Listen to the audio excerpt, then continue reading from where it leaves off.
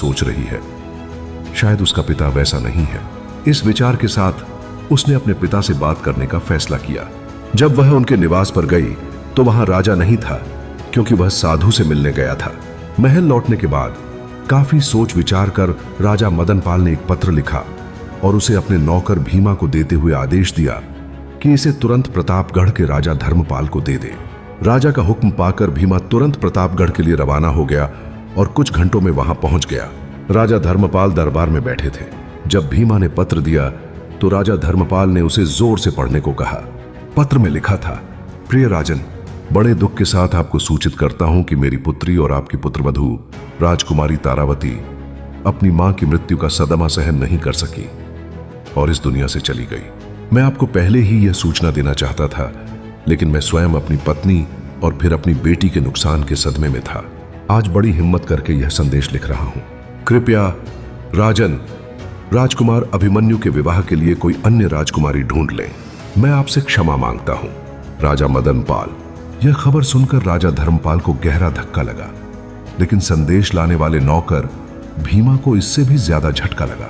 सुबह साधु के पास जाने की घटना और अब यह पत्र जोड़कर उसे राजा के बुरे इरादों का पता चल गया।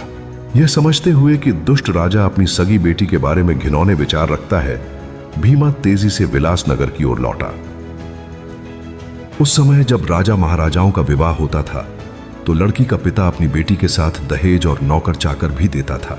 भीमा भी रानी प्रेमलता के साथ विलासनगर आया था और हमेशा उनके प्रति वफादार रहा था। राजा के बुरे इरादों का पता चलने पर वह रात होने से पहले राजकुमारी तारावती को सब कुछ बताने के लिए दृढ़ था। इधर जब राजा धर्मपाल के पुत्र राजकुमार अभिमन्यु को अपनी पत्नी की मृत्यु की खबर मिली तो वह सन्न रह गया। 7-8 साल पहले जब उसका विवाह राजकुमारी तारावती से हुआ था, उसने उसकी एक झलक देखी थी, उसकी कजरारी आंखें और मासूम चेहरा। तब से वह उसके साथ जीवन बिताने के सपने संजो रहा था।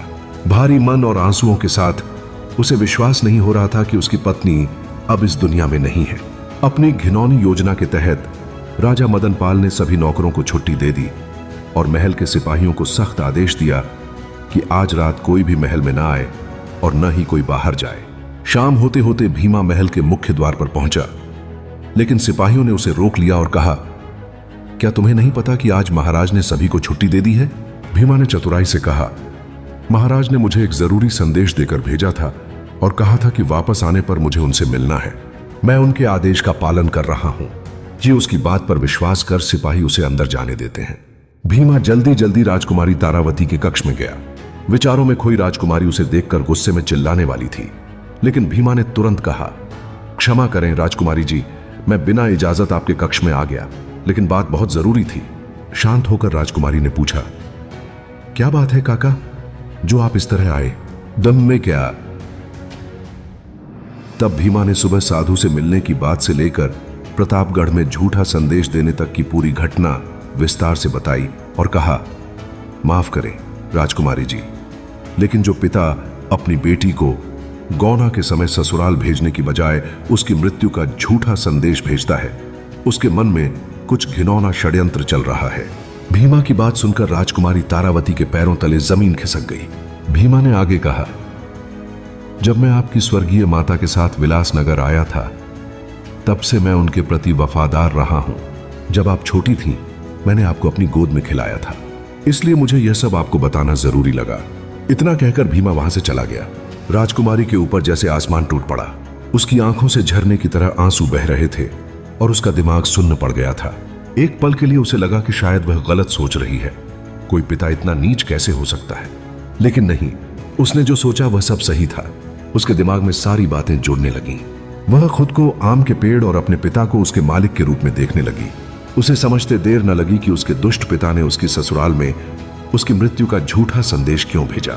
उसकी मां ने उसे अपने पिता की आदतों के बारे में बताया था, लेकिन वह इतना नीच हो सकता है, यह उसने कभी सपने में भी नहीं सोचा था। कुछ देर तक वह अचेत अवस्था में आंसू बहाती रही। फिर उसने फैसला किया कि वह यहां एक पल भी नहीं रुकेगी। उसका दुष्ट पिता कभी भी आ सकता था, लेकिन इतनी रात को वह कहां जाएगी? अंततः उसने निश्चय किया कि वह कहीं भी जाए, लेकिन यहां नहीं रहेगी। हिम्मत जुटाकर राजकुमारी तारावती ने कुछ वस्त्र और कीमती गहने लिए, साधारण कपड़े पहने और महल के द्वार पर पहुंची। सिपाहियों ने उसे रोका और पूछा, तुम कौन हो और अंदर क्या कर रही थी? आज तो महाराज ने सबको छुट्टी दी थी। वो चतुराई से राजकुमारी बोली, मेरा नाम सुलोचना है और मैं राजकुमारी की सेविका हूं। आज उनकी तबीयत ठीक नहीं थी, इसलिए उन्होंने मुझे रोक लिया था। अब वह बेहतर महसूस कर रही हैं, तो उन्होंने मुझे घर जाने को कहा, क्योंकि महाराज ने सभी नौकरों को छुट्टी दी है। अगर मैं रुकी तो उनके आदेश की अवहेलना होगी। जो उसकी बात पर विश्वास कर सिपाहियों ने उसे जाने दिया। महल से निकलकर राजकुमारी तारावती के सामने एक बड़ी समस्या थी।